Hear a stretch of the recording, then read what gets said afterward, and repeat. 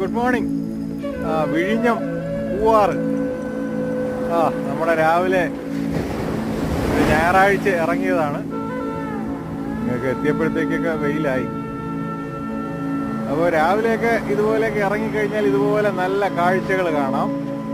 സ്വപ്പം ആരോഗ്യം, സ്വപ്പം മനസ്സിന് സുഖം, ഇങ്ങനെയൊക്കെയുള്ള കാര്യങ്ങൾ നടക്കും.